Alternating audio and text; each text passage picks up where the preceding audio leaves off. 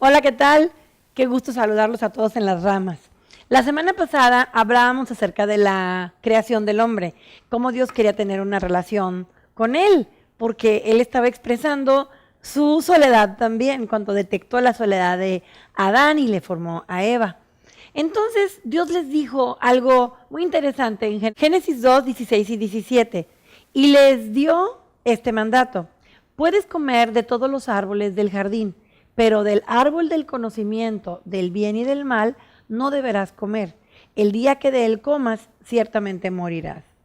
Cuando yo lo leí la primera vez, decía, Señor, también que íbamos, ¿para qué tenías que poner eso?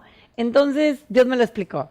Me dijo, si en todo el mundo nada más tú fueras la única mujer y tú le dices a tu esposo, te amo más que mi vida y no hay ningún otro hombre en mi vida, pues él te va a creer porque no hay ninguna otra mujer.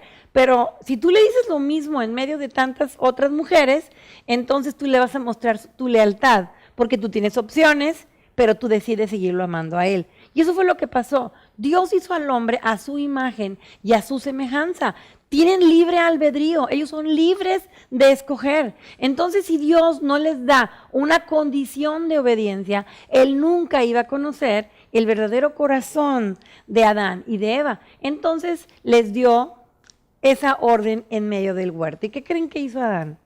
Bueno, Adán se distrajo y Eva escuchó a la serpiente que le hablaba y vio, consideró, le prestó su oído y entonces tomó una decisión y fue confundida y comió de ese árbol prohibido.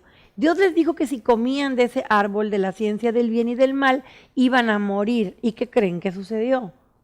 Pues ellos ciertamente murieron, porque ellos estaban destinados a no morir, pero murieron. Y ese pecado que ellos hicieron, esa desobediencia, o esa mala decisión, nos afecta a nosotros hasta el día de hoy. En Romanos 3:23 dice, pues todos han pecado y están destituidos de la gloria de Dios. Como todos han pecado, estamos destituidos. O sea, personalmente no, pero por esa herencia sí. Esa palabra destituidos es muy interesante porque quiere decir que nosotros teníamos instituida la corona de Dios, la gloria de Dios, porque éramos la corona de la creación. Pero a la desobediencia fuimos destituidos. Como un rey cuando es destituido, él estaba en el trono y es destituido, es quitado del trono. Pero él quiere decir que ese lugar nos pertenecía.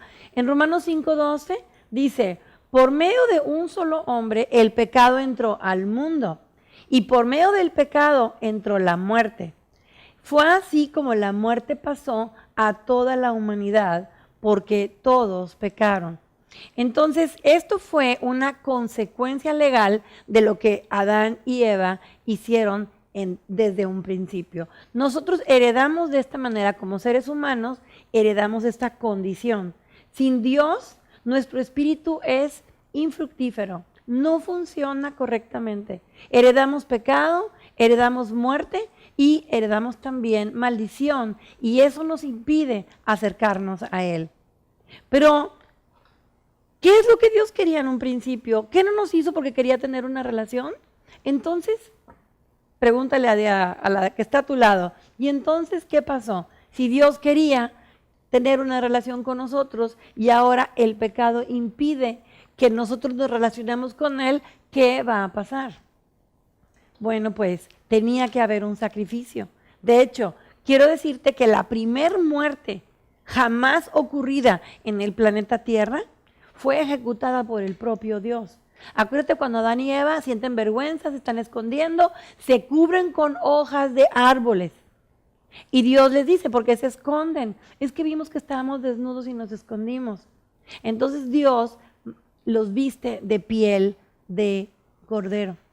Entonces la primer muerte que ocurre en el huerto del Edén fue ejecutada por el propio Dios para vestir a Adán y Eva de su pecado, para vestirles de su vergüenza. Ellos lo hubieran querido hacer, dice que se hicieron delantales con sus propias obras, pero Dios dijo no, porque la paga del pecado es muerte. Tenía que haber habido una muerte para que pudiera justificar o perdonar el pecado.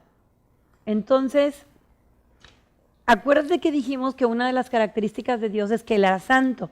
Santo quiere decir apartado. Entonces, en otro lugar en Hebreos dice que sin santidad nadie puede ver a Dios. Entonces, no puede haber alguien con iniquidad que se pueda acercar a Dios. Entonces, Dios tuvo un plan, porque si yo tengo pecado, yo no me puedo acercar a Él, pero Dios quiere tener una relación conmigo, porque me ama.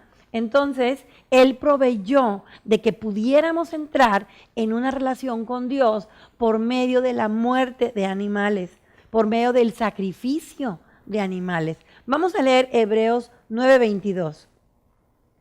De hecho, la ley exige que casi todo sea purificado con sangre, pues sin derramamiento de sangre no hay perdón de pecados. ¡Wow!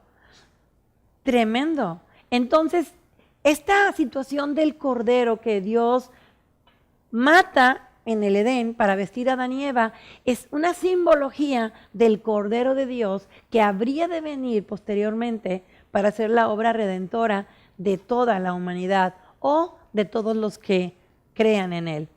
Entonces Dios escoge un pueblo para enseñarle este principio. Escoge al pueblo hebreo de cómo se podían santificar y cómo podían obtener el perdón de pecados a través de los sacrificios, a través del intercambio y poderse relacionar con Dios. En Deuteronomio 5:22 al 29, el pueblo está hablando con Moisés y le está diciendo, no, mejor tú acércate a Dios porque a nosotros nos dio miedo, porque cuando tú te acercas a Dios te resplandecía la cara y nos dio miedo. Mejor tú. Y Dios dice, el Señor, en el versículo 28 dice, el Señor escuchó cuando ustedes me hablaban, dice Moisés, y me dijo, he oído lo que este pueblo te dijo, todo lo que te dijeron está bien. Ojalá su corazón siempre esté dispuesto a temerme y a cumplir todos mis mandamientos para que a ellos y a sus hijos les vaya bien. Aquí me llama mucho la atención porque a veces nosotros entendemos como que temer a Dios, como que cómo vamos a temer a Dios si Dios es amor, pero en realidad temer a Dios aquí es entender su voluntad y entender que es por nuestro bien. Dice que siempre esté dispuesto a temerme y a cumplir mis mandamientos para que les vaya bien, para que les vaya bien a ellos y para que les vaya bien a sus hijos también. Entonces proveyó de un sistema de poder entrar en su presencia y este fue el tabernáculo y le describió el tabernáculo a Moisés y Moisés lo construyó tal cual, todos los detalles que están descritos ahí en la Biblia y se construye el tabernáculo y tiene un patio, tiene un lugar santo y luego tiene un lugar santísimo y todo tiene una simbología que luego vamos a ir explicando. Pero el lugar santo y el lugar santísimo solamente podía entrar un sacerdote una vez al año.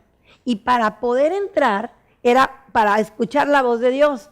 Entre el lugar santo y el santísimo había un velo, un gran velo, pero ese solamente se abría ese velo cuando el sacerdote entraba una vez al año.